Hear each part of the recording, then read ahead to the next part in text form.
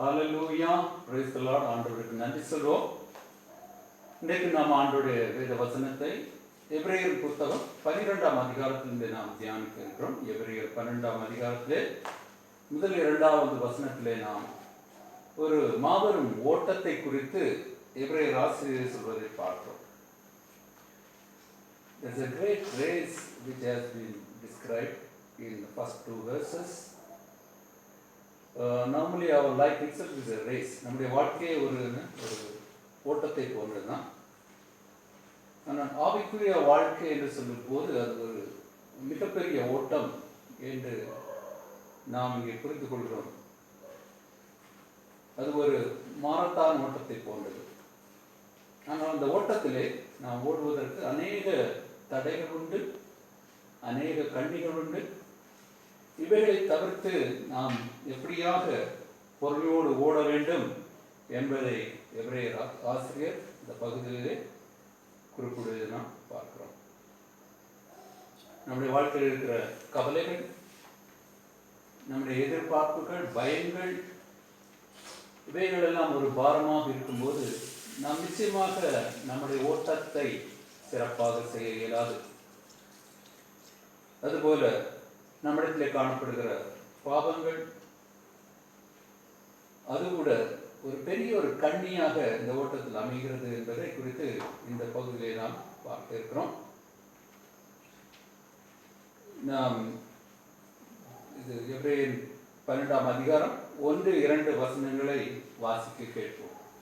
ஆகையால் மேகம் போன்ற இத்தனை திரளான சாட்சிகள் நம்மை சூழ்ந்து கொண்டிருக்கிற பாரமான யாவற்றையும் நம்மை சுற்றி நெருக்கி நிற்கிற பாவத்தையும் தள்ளிவிட்டு விசுவாசத்தை துவங்குகிறவரும் முடிக்கிறவருமாய் இருக்கிற இயேசுவை நோக்கி நமக்கு நியமித்திருக்கிற ஓட்டத்தில் பொறுமையோட ஓடக்கடவும்.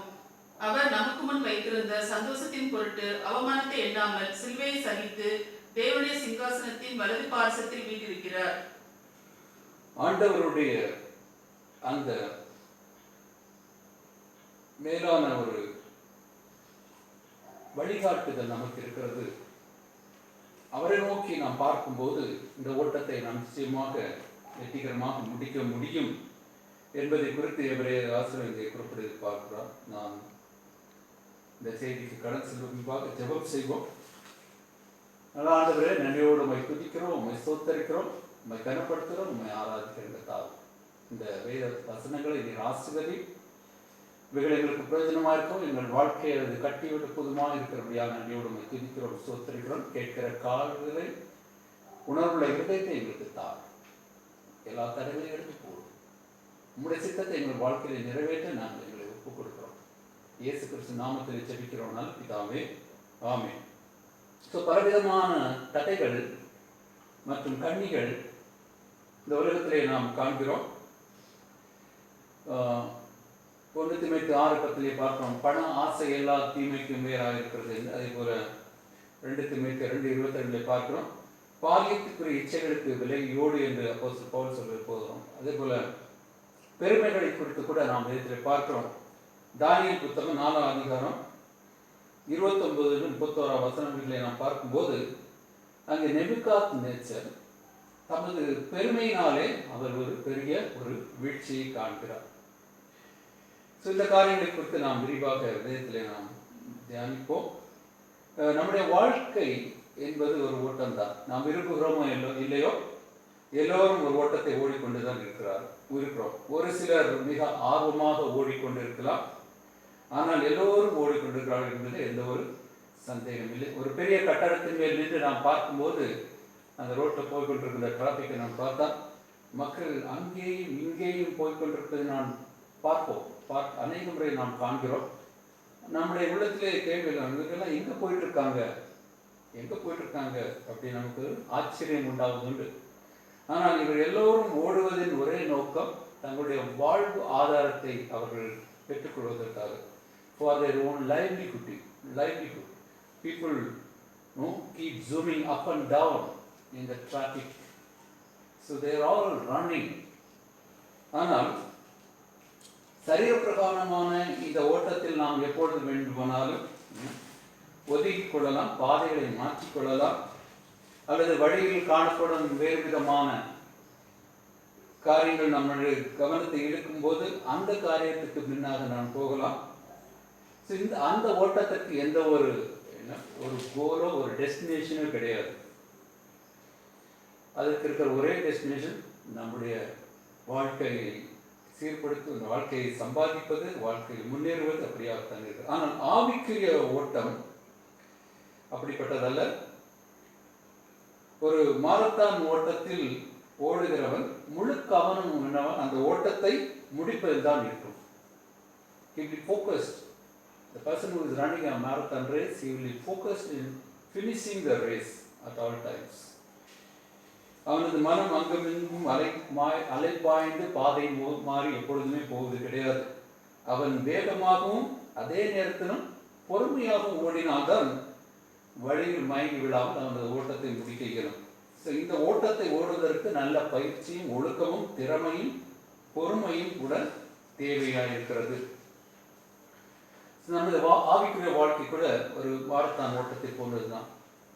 இங்கே நாம் இயேசுவை நோக்கி நியமித்திருக்கிற ஓட்டத்தில் பொறுமையோடு ஓட வேண்டியது மிக மிக அவசியமான ஒன்று. விசுவாச ஓட்டத்தில் நாம் ஓடும்போது ஒரு காரியம் நிச்சயம், நாம் நியமித்திருக்கிற பாதையை மாற்றி நம்முடைய மனம் போல நாம் ஓட முடியாது. அதே நேரத்தில் நாம் தேவையற்ற சுமைகளையும் கூட சுமந்து கொண்டு ஓட முடியாது. நம்ம தலையில தோள்களையும் கைகளையும் சுமையை தூக்கி கொண்டு நிச்சயமாக ரொம்ப தூரம் நம்மால ஓட முடியாது. ஆகவேதான் பாரமான யாவற்றையும் தள்ளிவிட்டு, அதாவது நமது கவலைகள், நமது எதிர்பார்ப்புகள் எல்லாவற்றையும் நாம் இறக்கி வைத்துவிட்டு, எல்லா நம்முடைய அந்த பேக்கேஜஸையும் we can hand over all our baggages of worries to our Lord Jesus Christ. 1 பேதுரு 5:7 வாசிக்க கேட்கலாம். 1 பேதுரு 5:7. அவர் உங்களை விசாரிக்கிறவரானபடியால் உங்கள் கவலைகளை எல்லாம் அவர் மேல் வைத்து விடுங்கள். Cast all your anxieties on him because he cares for you. ஆண்டவராய் இயேசு கிறிஸ்து மேல் நம்முடைய கவலைகளை நாம் இறக்கி வைக்கும் போது அவர் நிச்சயமாக நம்முடைய பாரங்களை இறக்க அவர் உதவி செய்கிறார். அப்படி நாம் செய்யும் போது நம்முடைய ஓட்டம் எப்படி இருக்கும்? இலகுவாக இருக்கும். சமீபத்திலே நாம் பார்த்தோம், இந்த மைக்ரன்ஸ் பிரச்சனை பார்த்தோம். மக்கள் ஒரு இடத்திலிருந்து இன்னொரு ஊருக்கு போவதும், பெரிய பட்டணத்திலிருந்து தங்கள் சொந்த ஊருக்கு போவதும், சொந்த ஊருக்கு போனவர்கள் திருப்பி பட்டணத்துக்கு வருவது நாம் பார்த்தோம். ஒவ்வொருவரும் அவருடைய தலையிலும் அவருடைய முதுகிலும் பாரங்களை சுமந்து கொண்டு செல்வதை பார்த்தோம் இல்லையா? இது மிகவும் ஒரு அவலமான ஒரு காட்சியாக காணப்பட்டது. ஆனால் நம்முடைய ஆண்டவர் அவருடைய பிள்ளைகளை அப்படி அவலமான ஒரு நிலைக்கு தள்ளுவதில்லை. Our God doesn't want us to suffer that way. He cares for us.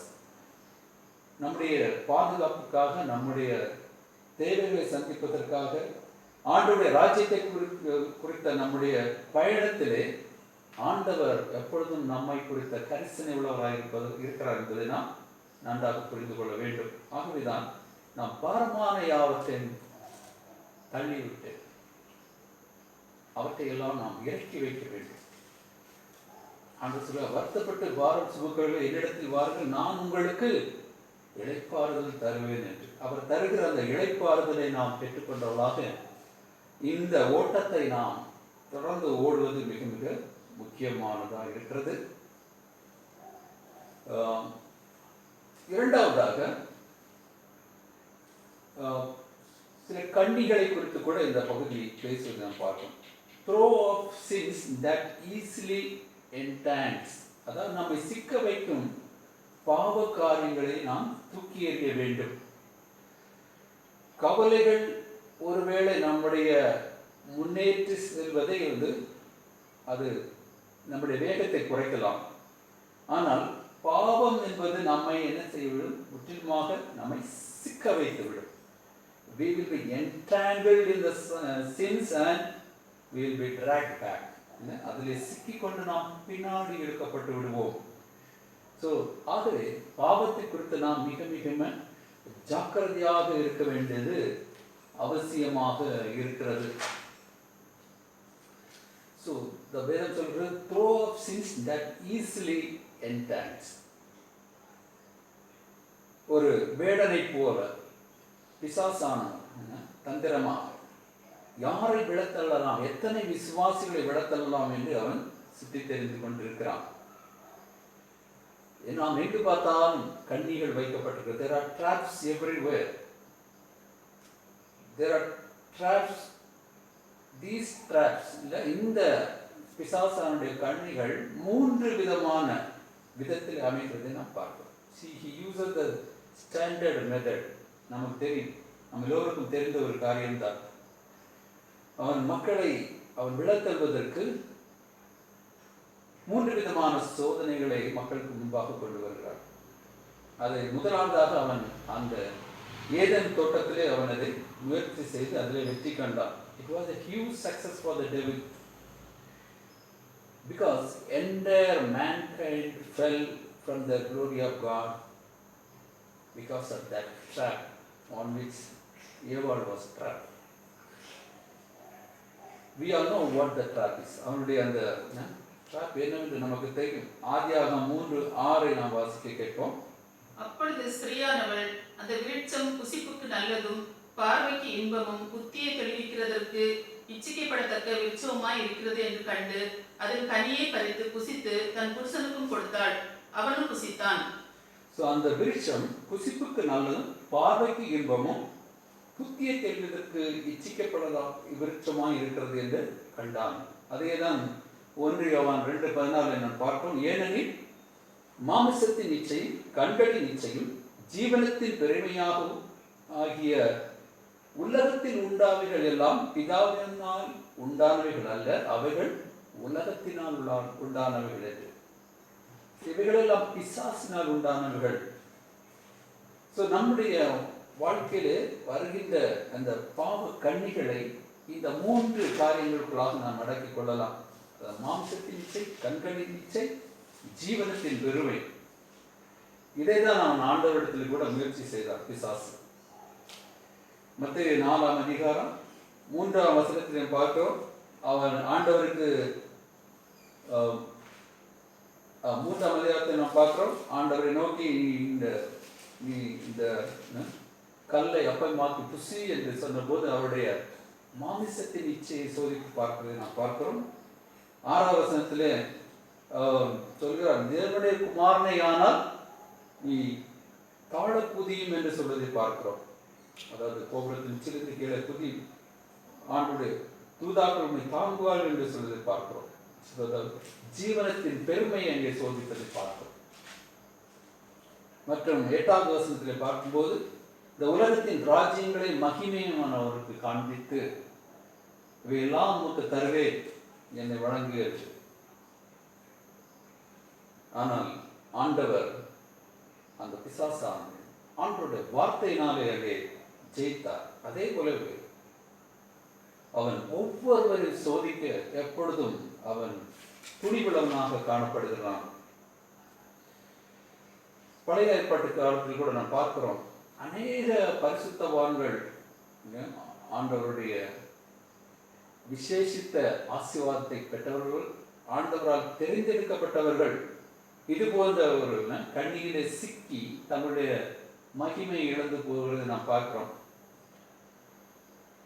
சிம்சோனுடைய வாழ்க்கையிலே பார்க்கும்போது அவர் ஒரு மாபெரும் பலசாலியாக இருந்த போதும் அவன் தன்னுடைய சரீர இச்சை மாமிச இச்சையை அடக்காமல் அங்கே அவன் வீழ்ந்து போவதை பார்க்கிறோம். தாவீது கூட ஒரு சிறந்த ராஜாவாக இருந்த போது கூட அவருடைய கண்களின் இச்சையினாலே அவர் அங்கே விழுந்து போவதை நாம் பார்க்கிறோம். சாலமோன் தன்னுடைய மேன்மையினாலே அவருடைய ஜீவனத்தின் பெருமையை பின்பற்றி தேவனை விட்டு வழிபழகி போவதை பார்க்கிறோம். அன்பார்ந்த சகோதரி சகோதரர்களே, வாலிப பிள்ளைகளே, இந்த சம்பவங்கள் நம்மை எச்சரிப்பதற்காக வேதத்திலே பதிவு செய்யப்பட்டுள்ளது. If we see the life of these 3 people, we can observe one thing in common. இவருடைய வாழ்க்கையிலே ஒரு காரியத்தை நாம் பொதுவாக காண முடியும். They were all very talented people. They were all specially chosen by God to do God's work for the people. அவர்கள் தேவனால் விசேஷித்த விதத்திலே தெரிந்தெடுக்கப்பட்ட மக்கள். ஆண்டவர் ஒரு முக்கிய நோக்கத்துக்காக அவருடைய வேலைக்காக அவர்களை தெரிந்தெடுத்தார் என்று நாம் புரிந்து கொள்ளலாம். சாம்சன், டேவிட், சாலமன் அவர்கள் எல்லோரும் அந்த விழுந்து போவதற்கான காரணம் இந்த இச்சையிலே அவர்கள் சிக்கினது தான். நியாயாதிபதிகள் புத்தகம் 13:5 நாம் வாசிக்க கேட்போம். நீ கற்பம் தரித்து ஒரு குமாரனை பெறுவாய், அவன் தலையின் மேல் சவரம் கத்தி பழலாகாது. அந்த பிள்ளை பிறந்து முதல் தேவனுக்கென்று நசரேயனாய் இருப்பான். அவன் இஸ்ரவேலை பெலிஸ்தியரின் கைக்கு நீங்களாக்கி ரட்சிக்க தொடங்குவான் என்றார். சிம்சோனை குறித்து அங்கே வந்த தூதன் அவனுடைய தாய்க்கு கூறிய காரியம் இது. அவன் இஸ்ரவேலை பெலிஸ்தியரின் கைக்கு நீங்களாக்கி ரட்சிக்க தொடங்குவான் என்றார்.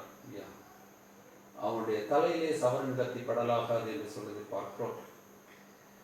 ஆனால் அவன் வளர்ந்த பிறகு என்ன செய்தான்? ஆண்டவர் அவனை ஆசீர்வதித்தார், நிச்சயமாக ஆசீர்வதித்தார். நியாயாதிபதிகளின் புத்தகம் 13:24 என்று பார்க்கிறோம். அவன் தேவனால் ஆசீர்வதிக்கப்படுகிறான். அப்புறமாக அவனுடைய வாழ்க்கையில சரீர இச்சையை அவனால் அடக்க முடியாமல் அவன் ஒரு பாலஸ்தீனிய ஸ்திரீயின் பின்பாக போவதை பார்க்கிறோம். அது நியாயாதிபதி புத்தகம் 14:2 நாம் காண்கிறோம். அதே போல நியாயாதிபதி புத்தகம் 16:16 he sees a prostitute and he goes after her. ஒரு விபச்சாரியை பார்த்து அவளுக்கு பின்பாக அவன் போவதை பார்க்கிறோம். மற்றும் தொடர்ந்து நாம் பார்க்கும்போது நியாயாதிபதி புத்தகம் 16:4 he sees Delilah and he falls in love with her and he becomes mad after her. Delilahவை பார்த்து அவளுக்கு பின்பாக அவன் போகிறது பார்க்கிறோம். இப்படி அந்த சிம்சோன் ஆண்டவர் அவனுக்கு கொடுத்த அந்த மேலான ஒரு பொறுப்பை அவன் செய்து கொண்டிருக்கிறவனாக இருந்தாலும் அவன் இந்த சூழ்நிலைகளிலே அவன் தன்னுடைய சரீர இச்சையை கட்டுப்படுத்தாதனாலே அவன் இடறி விழுவதை நாம் பார்க்கிறோம். அவனது ஓட்டத்தை அவன் மகிமையாக முடிக்காமல் அவமானப்பட்டு நிந்திக்கப்பட்டு பலஸ்தீனரால் அவன் பிடிக்கப்படுகிறார். தெலேலாள் அவரை பிடிப்பதற்கு உடந்தையாக இருக்கிறார். அவனுடைய தலையுடைய முடி எல்லாம் அங்கே மொட்டையடிக்கப்படுகிறது. அவனுடைய கண்களை குருடாக்குகிறார்கள். அப்படியாக ஒரு நிந்தையான ஒரு முடிவை அவன் சந்திப்பதை நாம் பார்க்கிறோம். Although God used him to punish the Palestinians, Samson did not finish his race well. ஆண்டவர் அங்கே சிம்சோனை உபயோகப்படுத்தினார். அநேக பாலஸ்தீனர் இறப்பதற்கு அவன் காரணமாக இருந்தான். He did not, அவனுடைய அந்த ஓட்டத்தை நல்லபடியாக முடிக்கவில்லை என்று நாம் பார்க்கிறோம். He went after satisfying his flesh and he lost his power. இல்லை, அவனுடைய சரீர இச்சையை நிறைவேற்றுவதற்காக அவன் அதன் பின்னாக போனதினாலே அவன் தன்னுடைய வல்லமை இழந்து போவதை நான் பார்க்கிறோம். ஸோ தாவீதின் வாழ்க்கையில் கூட ஒரு சம்பவம் வருகிறது. நாம் 1 சாமுவேல் 16:3 நாம் பார்க்கும்போது சாமுவேல் தாவீதை ஒரு ராஜாவாக அபிஷேகம் பண்ணுவதை நாம் பார்க்கிறோம். 1 சாமுவேல் 16:13 நாம் வாசிக்க கேட்போம். அப்பொழுது சாமுவேல் தைல கொம்பை எடுத்து அவனை அவன் சகோதரர் நடுவிலே அபிஷேகம் பண்ணினான். அந்நாள் முதற்கொண்டு கர்த்தருடைய ஆவியானவர் தாவீதின் மேல் வந்து இறங்கி இருந்தார். தாவீது ஒரு சாதாரண மனிதனாக இல்லை, கர்த்தருடைய ஆவியானவரால் அவர் நிரப்பப்பட்டிருந்ததை பார்க்கிறோம். He was anointed by God to rule over Israel. So a special purpose. இல்லையா? ஆனால் 2 சாமுவேல் 11:2 பார்க்கும்போது அவனுடைய அந்த போருக்கு போக வேண்டிய காலத்திலே போருக்கு போகாமல் அவனுடைய உப்பரிகளை சுத்தி கொண்டு அவனுடைய கண்களில் நான் இச்சித்து அவன் அங்கே பத்சபாளோடு தகாத ஒரு கொள்வதை நாம் பார்க்கிறோம். He fell from his glory due to his lust of his eyes. And we all know how much David suffered due to that sin. அதனாலே தாவீது அவருடைய வாழ்க்கையில் எவ்வளவு உபத்திரவங்களை சந்திக்க நேர்ந்தது, எவ்வளவு அவமானங்களை சந்திக்க நேர்ந்தது என்பதை நாம் வேதத்தில் பார்க்கிறோம். ஆனால் தாவீதிடத்தில் காணப்பட்ட ஒரு விசேஷித்த குணம் என்றால் அவர் தன்னுடைய தவறுகளை ஒப்புக்கொண்டு தன்னுடைய பாவங்களை உணர்ந்து ஆண்டவரிடத்திலே அவன் தன்னை ஆண்டவரத்தில் தன்னை மனமறிந்து சரி செய்து கொள்ளும் போது ஆண்டவர் அவரை மன்னித்து அவனை வழிநடத்துகிறார். அவன் தண்டனையை நிச்சயமாக பெற்றான். ஆனால் அவன் தன்னுடைய வாழ்க்கையை சரியாக முடிப்பதை நான் பார்க்கிறோம். He started off well, but he went away from his appointed track for a time being. ஆனால் he managed to come back and finish the race. அவருடைய வாழ்க்கையை நன்றாக தொடங்கினார். நடுவில் அவருடைய பாதை திசை மாறி போனது. மீண்டுமாக அவர் ஆண்டவரோடு வந்து தன்னை அவருக்கு தாட்டி சரி செய்து கொண்டு அந்த ஓட்டத்தை முடிப்பதை பார்க்கிறோம். சாலமோனுடைய இதை நாம் வாழ்க்கையை பார்க்கும்போது கூட 1 ராஜாக்கள் 3:5 நாம் வாசிக்கிறோம். கிபியோனிலே கர்த்தர் சாலமோனுக்கு ராத்திரியில் சொப்பனத்திலே தரிசனமாகி, நீ விரும்புகிறதை என்னிடத்தில் கேள் என்று தேவன் சொன்னார். அந்த அளவு தேவனது தயவு சாலமோன் மேல் இருந்தது. நீ விரும்புகிறதை கேள் என்று சொன்னார். சாலமோன் கேட்டபடி ஆண்டவர் அவருக்கு ஞானமும் உணவுள்ள இருதயத்தை கொடுத்தார். 3:12 நாம் பார்க்கிறோம். அது மட்டுமல்ல, 3:13 அவர் கேளாத ஐஸ்வர்யத்தையும் மகிமையும் அவருக்கு கொடுத்தார் என்று வாசிக்கிறோம். ஆனால் சாலமோன் ஆண்டவருடைய ஆலயத்தை கட்டினார். ஆண்டவருக்கு அந்த எல்லா காரியங்களையும் செய்தார். அவருடைய செல்வம் பெருகிற்று, அவருடைய புகழ் பெருகிற்று. அநேக மக்கள் அவரை தேடி வந்தார்கள். அநேகருக்கு அவர் நியாயம் செய்தார். ஆனால் நாளடைவிலே அவருக்கு என்ன ஆயிற்று? பெருமை வந்துவிட்டது. ஜீவனின் பெருமை அவருக்குள்ளாக வந்துவிட்டது. சாலமோன் மேன்மை அடைந்த பின்ன என்ன செய்தார்? தேவனுடைய அந்த கட்டளைக்கு அவர் கீழ்ப்படியவில்லை. He became proud. தன்னுடைய ஞானத்தின் மேலும் தன்னுடைய செல்வத்தின் மேலும் தன்னுடைய வல்லமையின் மேலும் அவருக்கு மேன்மை வந்தபடியால், பெருமை வந்தபடியால் அவர் தேவனுக்கு கீழ்ப்படியாமல் போவதை நாம் பார்க்கிறோம். 1 ராஜாக்கள் 11:10 நாம் பார்க்கிறோம். 1 ராஜாக்கள் 11:10 அவர் கற்பித்ததை கைக்கொள்ளாமல் போனதினால் கர்த்தர் அவர் மேல் கோபமானார். அவர் கற்பித்ததை கைக்கொள்ளாமல் போன முடியாது. ஒரு மனிதன் தேவனுக்கு கீழ்ப்படியாமல் போகிறான் என்றால் அதற்கு ஒரே காரணம் அவனுக்கு பெருமை வந்தபடியினால்தான். ஆண்டவருக்கு கீழ்ப்படியாமல் போகும்போது அதற்கு முக்கியமான காரியம் ஒன்றுதான் பெருமை. ஆண்டவரால் என்ன செய்ய முடியும்? நான் மிக உயர்ந்திருக்கிறேன் என்ற எண்ணம் வரும்போது பெருமை வந்து விடுகிறது. அதுதான் நாம் பொதுவாக சொல்லுவோம், pride goes before a fall. நாம் விடுவதற்கு முன்பாக என்ன போகுமா? பெருமை போய் கொண்டிருக்குமா? அப்போஸ்தலர் நடவடிக்கைகள் 12:21-23 இதுதான் நம்ம பார்க்கணும். ஏரோது ராஜா அங்கே பெருமையினால் அங்கே வீற்றிருந்து மக்களுக்கு அங்கே என்ன உபதேசம் சொல்றதை மக்கள் கேட்டு இது தேவனுடைய சத்தம் போல் இருக்கிறது என்று சொல்லும் போது அவர் தேவனை மகிமைப்படுத்தானாலே அங்கே என்ன செய்கிறார்? புழுத்து விழுந்து சாகிறது நாம் பார்க்கிறோம்.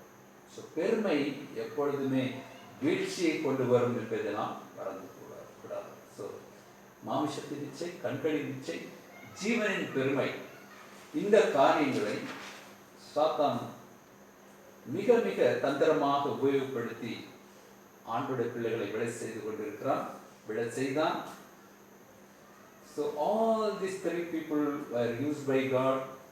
They all fell in the trap. They stumbled, but one of them come back and set things right with God. அன்பார்ந்த சபையை, நம்முடைய வாழ்க்கையிலே நாம் நம்முடைய ஓட்டத்தை எப்படி ஓடிக்கொண்டிருக்கிறோம் என்று இன்றைக்கு நாம் ஆராய்ந்து பார்ப்போம். பரிசை பெறும் விதத்தில் ஓடுகிறோமா? ஆண்டவர் நமக்கு நியமித்துள்ள அந்த பாதையிலே நாம் ஓடுகிறோமா என்று நம்மை ஆராய்ந்து பார்க்க வேண்டியது மிக மிக முக்கியமான ஒரு காரியம். அடுத்ததாக நாம் எபிரேயர் 12:2 வாசிக்க கேட்போம். Hebrews 12:2. அவர் நமக்கு முன் வைத்திருந்த சந்தோஷத்தின் பொருட்டு அவமானத்தை எண்ணாமல் சிலுவையை சகித்து தேவனுடைய சிங்காசனத்தில் வலது பார்சத்தில் வீற்றிருக்கிறார். ஆங்கிலத்தில் 2வது வசனத்தில் சொல்கிறது, let us fix our eyes on Jesus, the author and perfecter of our faith. தமிழிலே 1வது வசனத்திலே கடைசி பகுதியிலே சொல்லப்பட்டிருக்கிறது, விசுவாசத்தை தொடக்கிறவரும் முடிக்கிறவருமான இயேசுவை நோக்கி, இயேசுவை நோக்கி நாம் ஓட வேண்டும் என்று. நம்முடைய விசுவாசத்தை தொடக்கிற ஒரு ஆண்டவராகிய இயேசு அதை வெற்றிகரமாக முடிக்க உதவுவரும் அவர்தான். So we need to persevere in our life. நம்முடைய வாழ்க்கையில் என்ன செய்ய, நாம் சோர்ந்து போகாது தொடர்ந்து நாம் செல்ல வேண்டியது மிக மிக அவசியமாக இருக்கிறது. ஸோ ஆண்டவருடைய மாதிரியை பின்பற்றி வாழ நாம் ஆயத்தமாக இருக்கிறோமா என்பதுதான் இந்த கேள்வி. Are we ready to follow Lord Jesus Christ? நாம் எல்லோரும் ஆண்டவருடைய சீசர்கள் என்று சொல்வதில் மிகவும் பெருமை கொள்கிறோம்.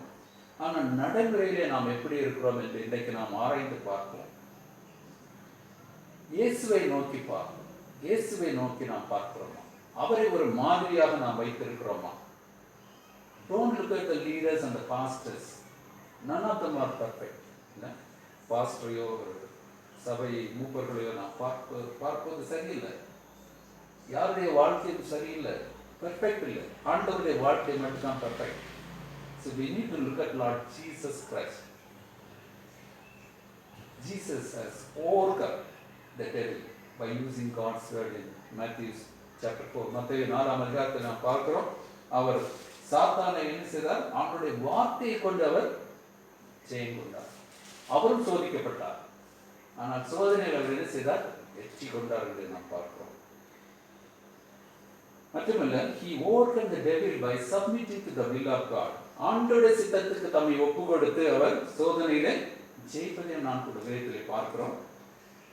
கெத்செமனே தோட்டத்திலே அவர் இருக்கும்போது லூக்கா 22:42 நாம் வாசிக்க கேட்போம்.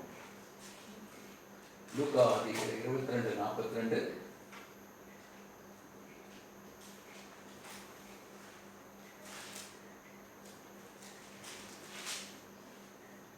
லூக்கா 22:48. பிதாவே, உமக்கு சித்தமானால் இந்த பாத்திரம் என்னை விட்டு நீங்கும்படி செய்யும். ஆயினும் என்னுடைய சித்தத்தின்படி அல்ல, உம்முடைய சித்தத்தின்படியே ஆகப்படுவது என்று ஜெபம் பண்ணினார். Not my will, let your will be done என்று ஆண்டவர் அங்கே ஜெபம் செய்து பார்க்கிறோம். அவர் அங்கே வியாகுலப்பட்டு அங்கே ஜெபித்த போது கூட அவர் சோர்ந்து போகவில்லை. He had the power of perseverance in his life. அவருடைய வாழ்க்கையில் அந்த தொடர்ந்து அதை முடிக்க வேண்டும் என்ற ஒரு மேலான ஒரு நோக்கம், பிதாவுடைய சித்தத்தை செய்து முடிக்க வேண்டும் என்ற எண்ணம் இருக்கிறபடியா அவர் அதை செய்து முடிக்க தன்னை ஒப்புக் கொடுத்தார். பிதாவுடைய சித்தத்துக்கு தன்னை ஒப்புக் கொடுத்தார். எபிரேயர் 12:2 நாம் பார்க்கிறோம். அவர் தமக்கு முன் வைத்திருந்த சந்தோஷத்தின் பொருட்டு அவமானத்தை எண்ணாமல் சிலுவையை சகித்து தேவனுடைய சிங்காசனத்தின் வலது பரிசத்திலே அவர் வீற்றிருக்கிறார். இன்றைக்கு நாம் நம்முடைய அழைப்பின் நோக்கத்தை நாம் ஒருவரை கூட நாம் யோசித்து பார்ப்போம். Let us re-examine today the purpose of our calling. Let us recollect the purpose of our calling. Romans 8:29, ரோமர் 8:29 ஆண்டவர் எதற்காக நம்ம அழைத்திருக்கிறார் என்று நாம் பார்க்கிறோம்.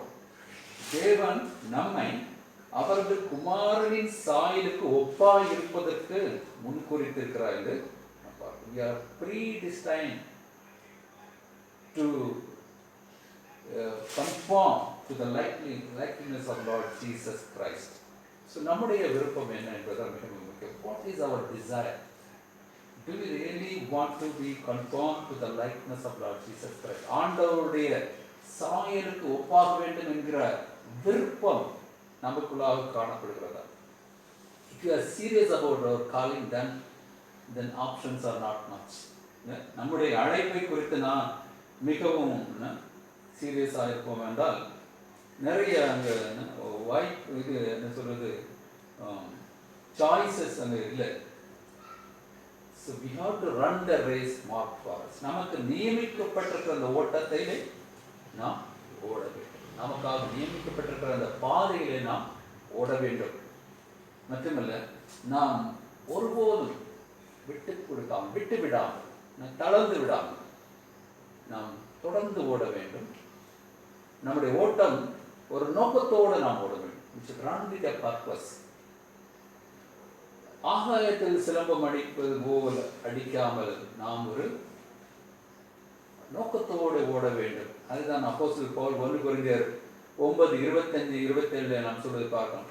அப்போஸ்தலன் பவுல் எழுதிய வசனத்தை பார்ப்போம். 1 கொரிந்தியர் 9:20, 1 கொரிந்தியர் 9:25-27. பந்தயத்திற்கு போராடுகிற யாவரும் எல்லாவற்றிலேயும் இச்சையடக்கமாய் இருப்பார்கள். அவர்கள் அழிவுள்ள கிரீடத்தை பெறும்படிக்கு அப்படி செய்கிறார்கள். நாமோ அழிவில்லாத கிரீடத்தை பெறும்படிக்கு அப்படி செய்கிறோம். ஆதலால் நான் நிச்சயமில்லாதவனாக ஓடேன், ஆகாத்தை அடிக்கிறவனாக சிலம்பம் பண்ணேன். மற்றவர்களுக்கு பிரசங்கம் பண்ணுகிற நான் தானே ஆகாதவனாய் போகாதபடிக்கு என் சரீரத்தை ஒடுக்கி கீழ்ப்படுத்துகிறேன். ஸோ 3 காரியங்களை அவர் இங்கே குறிப்பிடுவது பார்க்கிறோம். குறிப்பாக 3 காரியங்கள். நான் நிச்சயமில்லாதவனாக ஓடேன், ஆகாயத்தை அடிக்கிறவனாக சிலம்பம் பண்ணேன், ஆகாதவனாய் போகாதபடிக்கு என் சரீரத்தை நான் ஒடுக்கி கீழ்ப்படுத்துகிறேன். பந்தயத்தில் ஓடுகிற எல்லோரும் எப்படி இருக்க வேண்டும்? இச்சையடக்கமுள்ளவர்களாக இருக்க வேண்டும். பொதுவாக சாதாரண ஓட்ட பந்தயத்தில் ஓடுகிறவர்கள் கூட என்ன, அவர்கள் மிகவும் ஒழுக்கமாக அவர்கள் என்ன பயிற்சி செய்தால்தான் அவர்கள் வெற்றி பெற முடியும், இல்லை ஓட்டத்தை முடிக்க முடியும். எல்லாரும் போய் ஓட முடியாது, திடீரென்று ஓட முடியாது. ஸோ அவர்கள் அழிவுள்ள கிரீடத்தை பெறுவதற்கு அப்படி செய்கிறார்கள். அந்த ஒரு டிராபி கிடைத்தா கூட அது செல்ஃபில் கொஞ்ச நாள் இருக்கும், அப்புறம் துருப்பிடிச்சது மறைந்து போகும். ஆனால் நாம் பெறப்போகிற அந்த அழிவில்லாத கிரீடம் அது மிகவும் மேன்மை உள்ளது, மதிப்பு மிக்கது. ஸோ இந்த ஓட்டத்தை நாம் ஓடுவதற்கு முதலாவது சொன்னது நிச்சயமில்லாதவனாக நான் ஓடேன் என்று சொன்னார். ரட்சிப்பு நிச்சயம் மிக மிக முக்கியமான ஒன்று. So that is the motivation of our life, for our life. நம்முடைய வாழ்க்கைக்கு அது நம்மை ஊக்குவிக்கிட்ட ஒரு காரியம். நமக்கு இருக்கிற அந்த ரட்சிப்பு நிச்சயம், ஒருவேளை நம்முடைய வாழ்க்கையிலே அந்த நிச்சயம் இல்லை என்றால், அந்த ஒரு நம்பிக்கை இல்லை என்றால், நம்ம நிச்சயமாக பிசாசானவன் கீழே தள்ளிவிடுவான். If there is no hope, then we will be easily devoured by the devil. இரண்டாவதாக, பரிசுத்தம் இல்லாமல் ஒருவரும் தேவனை தரிசிக்க முடியாது என்று நமக்கு தெரியும். If we understand the consequences of our carelessness in our attitude towards sin, we will be only talking. நாம் ஏனோதான் என்று பாவத்தை குறித்து நம்முடைய எண்ணம் இருக்கவே, ஆனால் நாம் நிச்சயமாக பேசிக்கொண்டுதான் இருப்போம். We will be only talking. We will not do anything to correct ourselves. நம்மை நாமே சரி செய்து கொள்வதற்கு எதையுமே நாம் செய்ய மாட்டோம். சாக்கு பாக்கு சொல்ல நாம் ஆயத்தமா இருப்போம். ஐயோ, சாத்தான் என்னை வஞ்சித்து விட்டார், the devil has deceived me என்று ஏவாள் சொன்னது போல நாம் கூட நாம் சொல்லிக்கொண்டு வாழ்ந்து கொண்டிருப்போம். But that is not the way to run a race. அப்படியாக நாம் இந்த ஓட்டத்தை நிச்சயமாக ஓட முடியாது. There is no excuse for us. ரோமர் 8:8 நாம் பார்க்கிறோம். ரோமர் 8:8 வாசித்து கேட்போம். மாம்சத்துக்கு உட்பட்டவர்கள் தேவனுக்கு பிரியமாய் இருக்க மாட்டார்கள். மாம்சத்துக்கு உட்பட்டவர்கள் தேவனுக்கு பிரியமாய் இருக்க மாட்டார்கள். The scripture is very clear.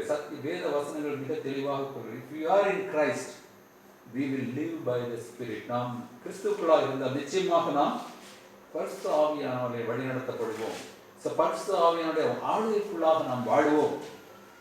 So நம்முடைய பாதை நிச்சயமாக அவர் மாறவிட மாட்டார். நாம் செல்லும் போது பாதையிலே அவர் நமக்கு சத்தம் கொடுப்பார். வழி இது, இதிலே நடவுங்கள் என்று சொல்லுவார்.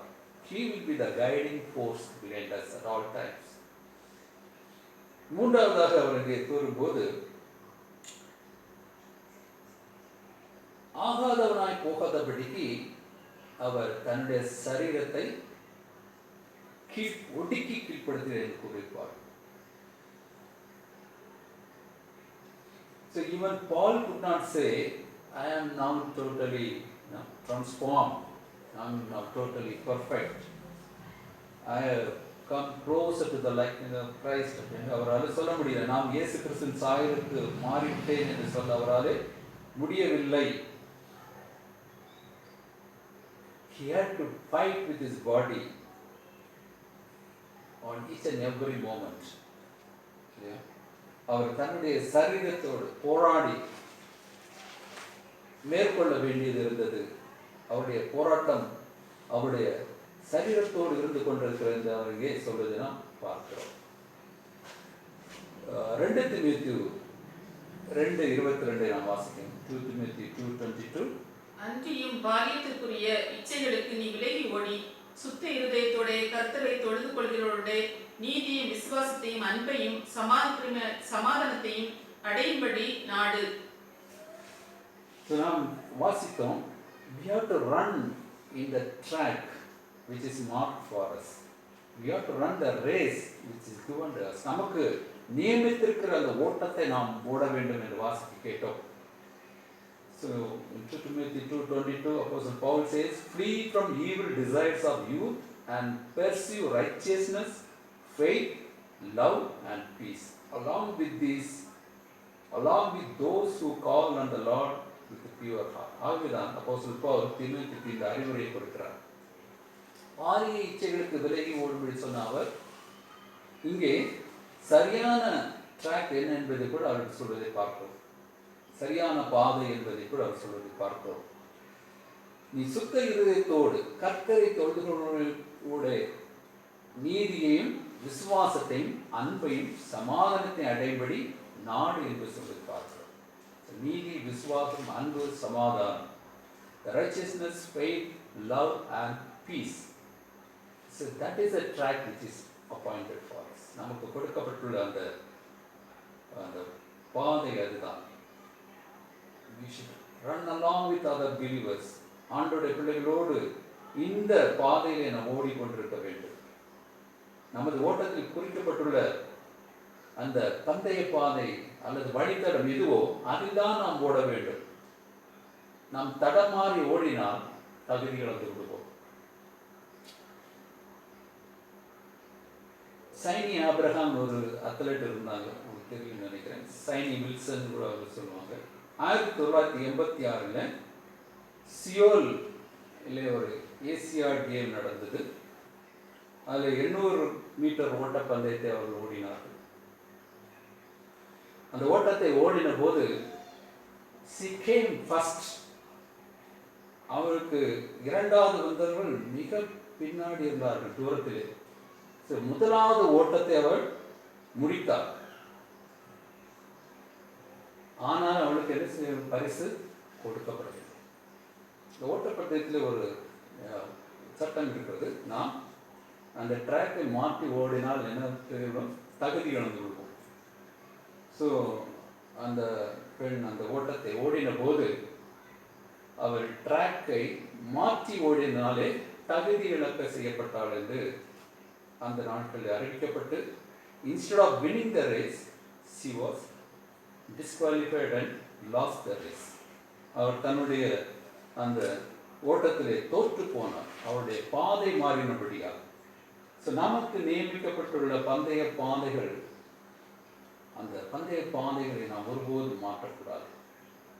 இந்த இவைகளில் நாம் ஓட்டத்தை ஓடினால் நிச்சயமாக நாம் ஒரு பரிசுத்தமான ஒரு வாழ்வை வாழ முடியும்.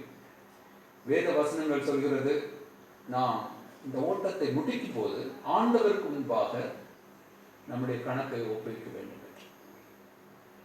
ஆகவே நம்முடைய ஓட்டத்தை நாம் மிகவும் ஜாக்கிரதையாக போட வேண்டியது மிக மிக அவசியம். கவனக்குறைவினால் நாம் தடமாறி போன காரணத்தால் அந்த கோல்டு மெடலை இழந்து போன சைனி ஆபிரகாம் போல நாம் ஆகாதபடிக்கு, டிஸ்குவாலிஃபை ஆகாதபடிக்கு, நாம் பரலோகத்தை நோக்கிய ஓட்டத்தை நாம் மிகவும் கவனமாக ஓட வேண்டியது மிக மிக முக்கியம் என்பதை நாம் எப்பொழுது மனதிலே கொண்டு இருக்க வேண்டும்.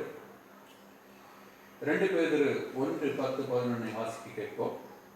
ஆகையால் சகோதரரே, உங்கள் அழைப்பையும் தெரிந்து கொள்ளுதலையும் உறுதியாக்கும்படி ஜாக்கிரதையாய் இருங்கள். இவைகளை செய்தால் நீங்கள் ஒரு காலம் இடறி விடுவதில்லை. இவ்விதமாய் நம்முடைய கர்த்தரும் இரட்சகருமாகிய இயேசு கிறிஸ்துவினுடைய நித்திய ராஜ்யத்துக்கு உட்படும் பிரவேசம் உங்களுக்கு பரிபூர்ணமாய் அளிக்கப்படும். ஆகையால் சகோதரரே, 2 Peter 1:10-11 we read,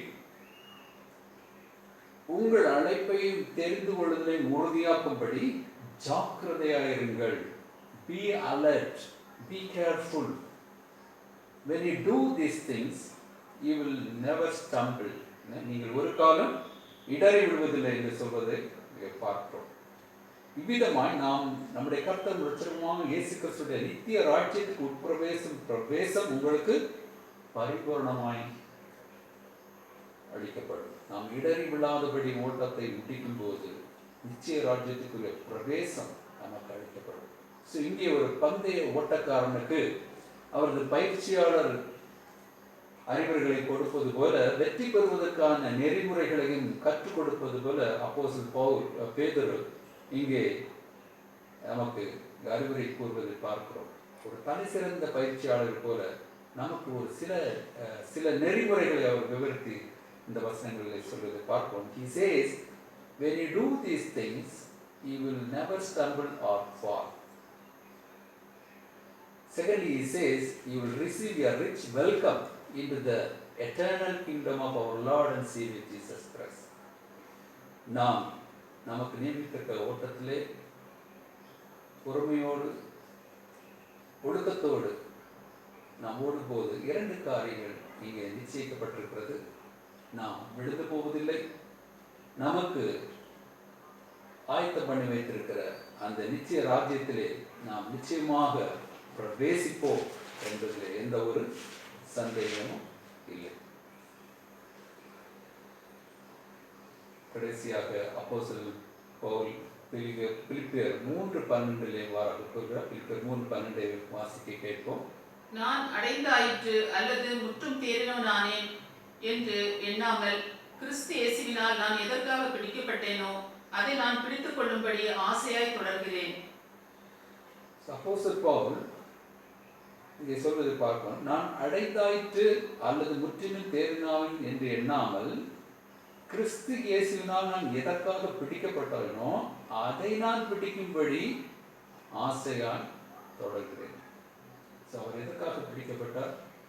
14 வசனத்தில் பார்க்கிறோம். கிறிஸ்து இயேசுக்குள் தேவன் அழைத்த பரம அழைத்தின் பந்தய பொருளுக்காக இலக்கை நோக்கி தொடர்கிறேன் என்று சொல்வதை பார்க்கிறோம். அந்த இலக்கை நோக்கி நாம் தொடர்ந்து சென்று கொண்டிருக்கிறோமா என்று நாம் ஆராய்ந்து பார்ப்போம். மலை பிரதேசங்களில் வாகனங்கள் ஏறி செல்லும் போது அந்த ஸ்லோப்பில் வண்டி எப்போவுமே நிறுத்த மாட்டாங்க. They will not take out their legs, foot from the accelerator. When you drive on a steep climb, you need to keep your foot on the accelerator firmly. Even if you take out momentarily, the vehicle will start coming down.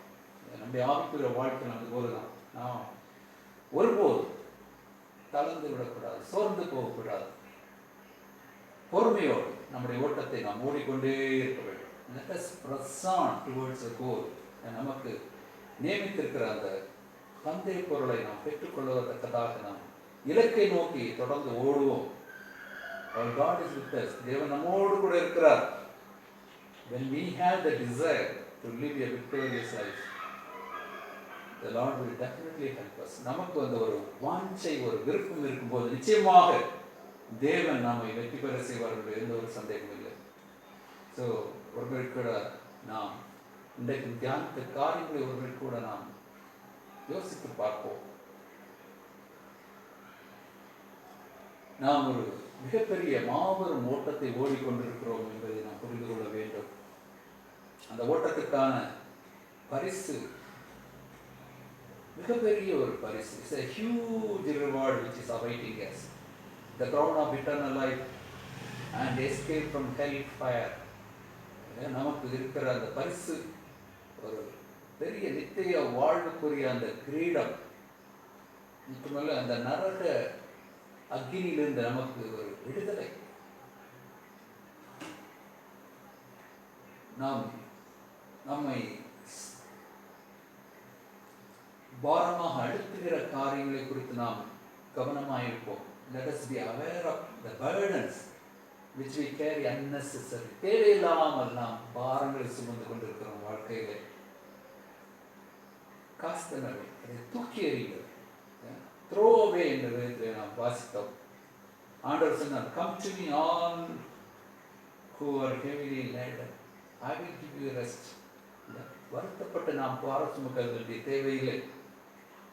ஆண்டவர் அந்த பாரங்களை இறக்கி வைக்க முடியாது நமக்கு அறிவுரை கூறுகிறார். You just run the race. அந்த ஓட்டத்தை நாம் ஒரு நிச்சயத்தோடு ஓடுவோம். Let us beware of the traps all around us. நம்மை சுற்றி இருக்கிற எல்லா விதமான அந்த கண்ணிகளை குறித்து நாம் ஜாக்கிரதையாக இருப்போம். நம்முடைய ஓட்டத்தை நமக்கு நியமிக்கப்பட்டிருக்கிற அந்த பாதையிலே நாம் தொடர்ந்து ஓடுவோம். ஆண்டவர் நிச்சயமாக நமக்கு உதவி செய்வார். நம்முடைய இருதயத்தை இன்றைக்கும் ஆண்டவர் சமூகத்திலே நாம் பார்ப்போம். நம்முடைய வாழ்க்கை குறித்து நாம் யோசித்து பார்ப்போம். அந்த பல்லோக ராஜ்யத்தை குறித்த ஒரு முழுமையான ஒரு நிச்சயத்தோடு நாம் ஓடுகிறோமா, வாழ்கிறோமா என்று யோசித்து பார்ப்போம். இல்லை ஆகாயத்தில் சிலம்பம் அடிக்கிறதை போல் ஏனோதானோ என்று வாழ்ந்து கொண்டிருக்கிறோமா? ஆண்டவர் சமூகத்தை நம்மை தாழ்த்தி ஓடுகிறோம். நாம் ஜெபம் செய்வோம். நல்ல ஆண்டவரே, நன்றியோடு துதிக்கிறோம், ஸ்தோத்திரிக்கிறோம். இப்பொழுதும் இந்த வார்த்தைகளை தியானிக்க கற்றுக் கொடுத்த கிருபைகளுக்காக நன்றி ஆண்டவரே. இந்த வார்த்தைகளை நீர் ஆசீர்வதித்தார். இந்த வார்த்தைகள் எங்களுடைய வாழ்க்கையில் செயல்பட கர்த்தர் உதவி செய்யும். எங்களுக்கு நியமித்திருக்கிற இந்த ஓட்டத்திலே நாங்கள் தொடர்ந்து ஓட எங்களுக்கு உதவி செய்யும். இந்த உலக மயக்கங்களை கண்டு நாங்கள் ஒரே திசை போகாது கர்த்தாவே, உம்முடைய சீரான பாதையை ஓட பரிசுத்த ஆவியானுடைய வழிநடத்து, அவருடைய அபிஷேகம், அவருடைய மேலான ஆலோசனைகள் எங்களோடு கூட எப்பொழுதும் இருக்க ஆண்டவரே நோக்கி நாங்கள் செபிக்கிறோம். உம்முடைய சித்தத்தை செய்கிறவர்களாக ஆண்டவரே என்னுடைய வாழ்க்கையிலே நாங்கள் எப்பொழுதும் ஆயத்தமாக இருக்க எங்களுக்கு கிருபை செய்ய முடியாது செபிக்கிறோம். உம்மோடு இணைந்து நாங்கள் எப்பொழுதும் ஆண்டவரே வாழ எங்களுக்கு கிருபை செய்யும். எல்லா தடைகளை எடுத்து போடும். சாத்தானுடைய தந்திரங்களை நாங்கள் புரிந்து கொண்டவர்களாக அவனுடைய தந்திரங்களுக்கு எதிர்த்து நிற்க எங்களுக்கு உதவி செய்யும். நம்முடைய வார்த்தைகளை இன்னும் அதிகமாக நாங்கள் நேரம் செலவிடவும், நம்முடைய வார்த்தையினாலே நாங்கள் உறுதியாக்கப்படவும், கட்டப்படவும், உம்முடைய சித்தத்தை நாங்கள் உணர்ந்தவர்களாக வாழ முடியும். எல்லா தடைகளையும் எடுத்து போடும். நீரை தொடர்ந்து நீங்கள் ஆசீர்வதியும். இயேசு கிறிஸ்து நாமத்திலே ஜெபிக்கிறோம் நல்ல பிதாவே, ஆமென்.